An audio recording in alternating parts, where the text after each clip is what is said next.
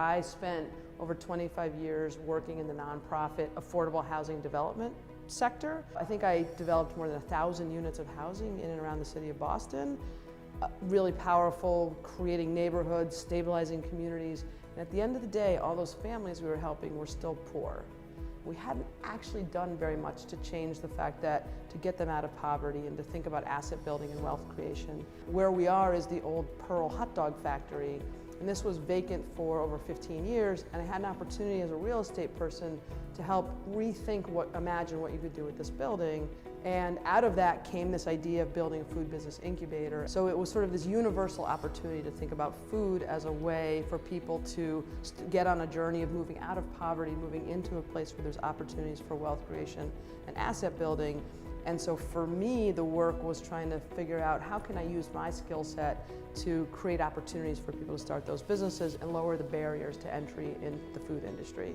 The model that we're trying to create, where we're really being in partnership with our companies from the time they show up all the way through how do they produce, how do they scale, how do they get to market, how do they distribute, how do they find access to capital. 3.5 years in, it's undeniable what the impact is, right? 50 companies that are working here, 3 to 5 companies every year that graduate and go out and build their own retail spaces and wholesale spaces.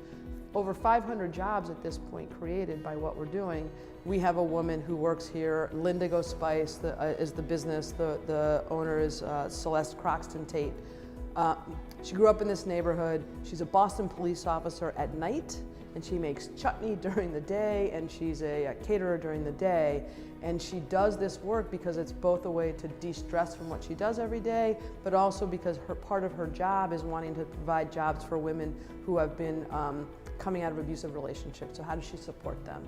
So the idea that we're helping her create that dream for her to come true and support this woman who gives back so much into the community, it's amazing. I came to be an executive director, not by choice.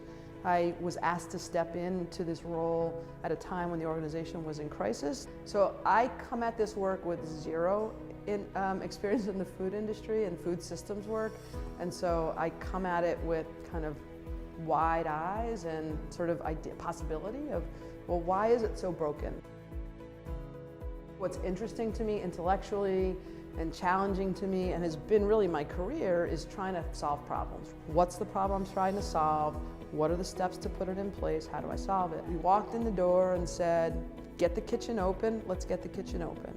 And then when we got it open, we saw that our companies needed more help with their permits. So we couldn't find anybody else to help them get their permits figured out, so we hired staff that could actually do that work. And then we found that they needed more different kinds of equipment, so we went out and bought the equipment.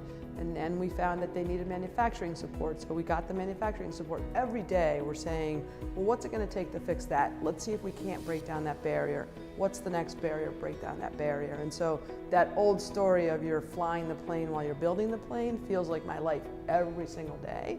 My DNA is I'm kind of a dog with a bone, right? Like, I just don't give up.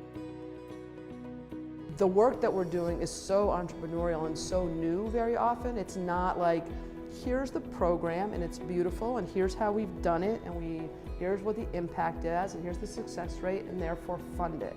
As we have started the work and developed our concept, we confuse the hell out of a ton of people. They're like, wait, what are you doing? You're doing too many things. Why aren't you just focused on building small businesses? Why aren't you just focused on job training or business training? Why aren't you just fill in the blank? And I say to them, because it's a system, and the food system has lots of places around it. If we don't fix all of them, we're never going to solve it. We're in Boston. This is like the home of innovation, right? And most people look at us and don't think we're an innovative organization because it isn't about technology or an app or software. And in many ways, I think what we're doing is as innovative as they are.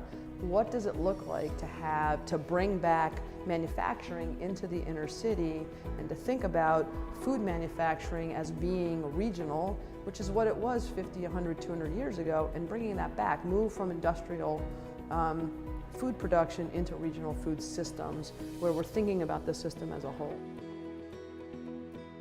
When I think about leadership, I feel like it's about having a vision, inspiring people around you to be on that vision with you. I feel like it's about giving people the tools that they need to be successful and be able to support them to become leaders and be vision on their own. I actually think about being the leader from the back of the train, not the front of the train. I feel like I spent a lot of my younger career trying to be that person at the front of the train, dragging everybody with me and saying, no, let's go this way, this is the way. And the older I get, the more I feel like, no, my job is to be at the back, see the direction, see the vision, steer people, guide them, support them in that direction, see the patterns. It allows me to see like where the opportunities are and start to steer us in that direction. My advice to people is do things you're passionate about, do things you're excited about, do things that feel like they matter to you, learn, make mistakes. Don't be afraid to make mistakes. Like, be bold. Really, honestly, be bold.